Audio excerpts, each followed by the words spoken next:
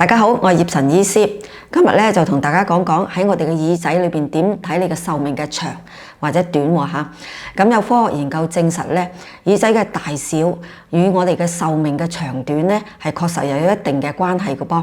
因為耳仔係人體嘅縮影，咁耳仔咧大家可以喺自己嘅身邊朋友互相睇一下嚇。咁耳仔咧其實就好似一個倒置咗一個胚胎一樣，咁呢度就係個耳垂就係胚胎嘅頭啦，咁呢啲旁邊呢個軟骨呢度咧，彎彎地嘅軟骨咧就係我哋嘅脊椎，咁下邊就係我哋嘅腳，而中間嗰啲部位凹入部位咧就係我哋嘅臟器，咁我哋可以喺個耳仔裏邊咧睇到好多臟器嘅健康問題嘅噃。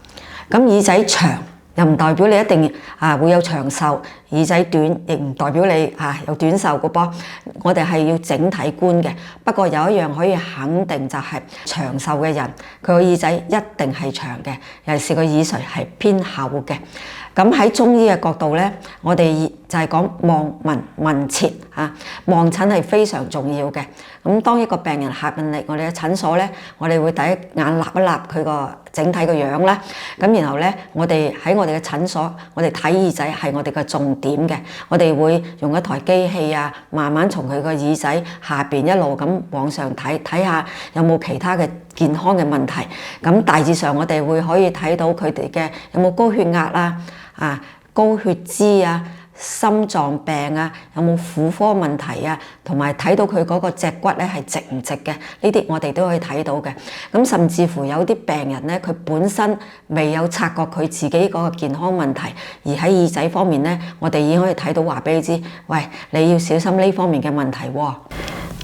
咁呢啲點樣去睇其他方面嘅高血壓呢方面嘅健康問題咧？我哋以後會陸續拍唔同嘅視頻咧，同大家講講嘅嚇。咁另外咧，中醫就講咧，相不獨斷，即係話我哋唔會淨係睇一部分或者一個耳仔嘅長短，我哋就去講呢個人身體咩嘅健康長唔長壽嘅。另外我哋仲會睇埋佢個面相我哋會睇佢條脷打埋脈，然後綜合去分析嘅噃。咁至於講到佢睇長壽定短壽咧，首先我哋講一講正確嘅正常嘅耳仔嘅位置應該係點樣嘅嚇。咁一個正常嘅耳仔位置咧，就係個耳尖就平住我個眼眉，嗰個耳垂下邊最低嘅點咧就平呢個鼻翼，呢個就係為之正常嘅耳仔。而佢嗰個耳垂咧正常嘅耳仔就係佔整個耳仔嘅1/4。咁長壽耳係點嘅咧？佢耳垂咧通常會係佔整個耳仔嘅1/3，甚至乎2/5嘅噃。咁大家睇睇我其中一個病人，佢個耳垂咧就已經佔整個耳仔嘅1/3，而且佢個耳仔比較厚，又唔係話非常非常厚，但係都唔錯嘅。我哋都同佢講笑你幾長命㗎。嗱，一個長壽耳仔咧，我哋除咗睇佢長短之外咧，我哋仲會睇埋佢厚薄軟定硬。有冇貼耳或者兜風耳？有冇其他皺紋嗰啲？我哋都會睇嘅。咁通常嚟計咧，一個耳仔越長越好，越軟越好，越厚越好，同埋咧盡量唔好兜風會更好。咁樣咧先説明咧呢個人咧佢係長壽耳，而且佢係腎氣足、本錢夠。咁呢個就係長壽耳啦。長壽耳咧有可能同遺傳有關係啦，但係大家如果耳仔唔係咁長都唔使灰心喎，因為只要你經常去按摩佢咧，我哋發現咧會慢慢你個耳仔會變軟咗同埋長咗啲嘅噃。10年前咧我就去北京跟一個叫黃麗春老師學耳醫學嘅，佢係世界排名第1去研究個耳仔同健康嘅關係嘅。咁我第一上堂嗰時咧，我就發覺只要佢個手唔使揸筆唔使成嗰時咧，佢就會去按摩扯咁整下個耳仔。咁後來佢就話俾我哋聽，只要你經常按摩耳仔，係確實對你個健康係有幫助嘅。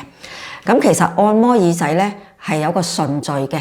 咁第時我會揾另外一個時間專門拍一輯視頻咧，去教大家點樣去順序一步一步咁去按摩個耳仔嘅。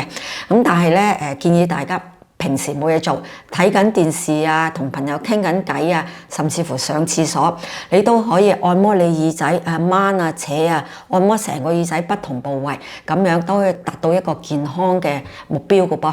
好啦，今日就係講咁多先，下次再同大家討論其他話題希望今日嘅分享對大家有幫助。如果大家對今日嘅內容有咩問題，可以喺影片下邊留言㗎。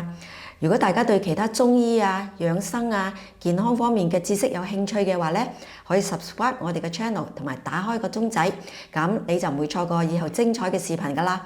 好啦，今日係咁多先，拜拜。